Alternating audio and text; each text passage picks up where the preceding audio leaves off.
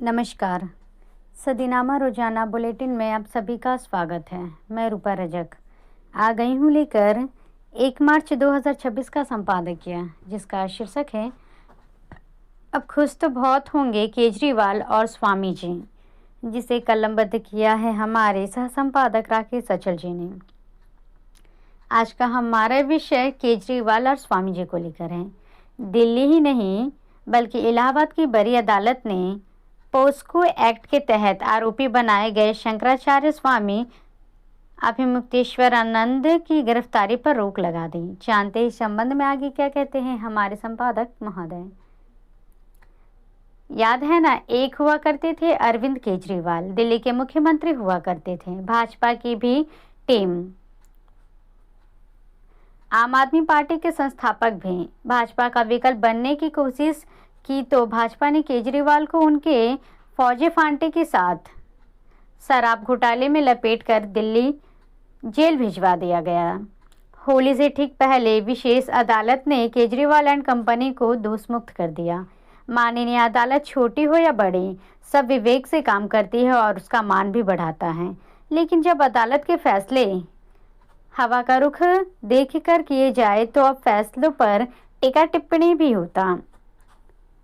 जो संघ मित्र या संघ दक्ष लोग हैं, उन्हें माननीय अदालत का फैसला नहीं बच रहा।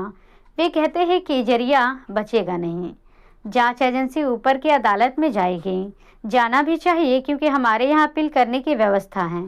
दिल्ली की ही नहीं, इलाहाबाद की बड़ी अदालत ने पोस्को एक्ट के तहत आरोपी बनाए गए शंकराचार्य स्वामी अभिमुक्तेश्वरानंद की गिरफ्तारी पर रोक लगा दी। बेचारी योगी सरकार सदमे में है। सरकार का इरादा शंकराचार्य को 11 मार्च से पहले गिरफ्तार का हवालात भिजवाने का था, ताकि वे दिल्ली में अलख न जगा सके। माननीय अदालतों के दोनों फैसले की जा रही भावना जैसी प्रभु मूरत देखी, तेरी तैसी जैसे हैं। सियासत में अदावत के विष घोलने का काम पिछले 1 दशक में युद्ध स्तर पर हुआ। केजरीवाल, हेमंत सोरेन जैसे नेता इसके शिकार बन गए। सियासत का हौसला बढ़ा तो सत्ता ने धर्म को भी इसी विष में मारने की कोशिश की और सबसे ज्यादा मुखर शंकराचार्य स्वामी अभिमुक्तेश्वरानंद को लपेटने की कोशिश की। लेकिन सत्ता प्रतिष्ठान भूल गया कि शंकराचार्य जनता के वोट से चुनकर नहीं आते, वे परंपरा से आते हैं।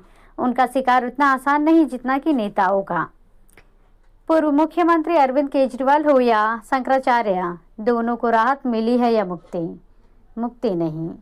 केजरीवाल के खिलाफ अपील की जा सकती है तो शंकराचार्य की गिरफ्तारी पर लगी रोक 3 माह 3 सप्ताह बाद हट भी सकती है। अदालत के मन में कब क्या आ जाए कोई नहीं जानता। हमारी अदालतों में भगवान ही इंसान इंसाफ करते हैं और इंसान बैठे रहते हैं। हमने ही उनके हाथ में शक्तिमान बनाया। उनमें भी मान अपमान का भाव आता है।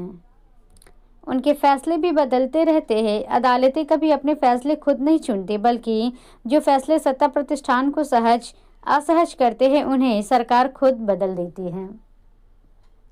बहरहाल अदालती फैसलों में आम आदमी पार्टी की होली तो मनवा दी।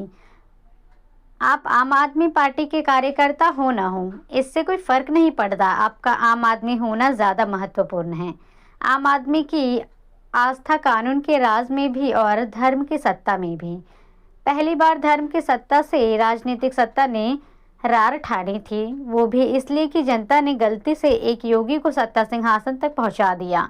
योगियों को मठों तक सीमित रखना चाहिए। सत्ता उन्हें भी क्रूर और हिंसक बना देती है। हमारे यहाँ कहा जाता है कि स्वदेश पूज्यते राजा, विद्यमान सर्वत्र पूज्यते। योगी फिलहाल राजा है, इसलिए उन्हें उत्तर प्रदेश से बाहर कौन पूजेगा, जबकि शंकराचार्य विद्यमान हैं जो हर जगह पूजे जाएंगे, पूजे जा भी रहे हैं। फिर भी अदालतों का मान सम्मान उसके फैसलों से ही घटता और बढ़ता है। आगे भी ये सिलसिला जारी रहेगी। फिलहाल वक्त आप भी होली के उत्सव की तैयारियां कीजिए। अभी ना शंकराचार्य की गिरफ्तारी हो रही है और ना ही केजरीवाल की। केजरीवाल एंड कंपनी को शराब घोटाले की आड़ में जेल भेजा जाएगा। तो ये था दोस्तों हमारा आज का संपादकीय। कल फिर लौटेंगे एक नए विषय, एक नए संपादकीय के साथ। तब तक के लिए नमस्कार।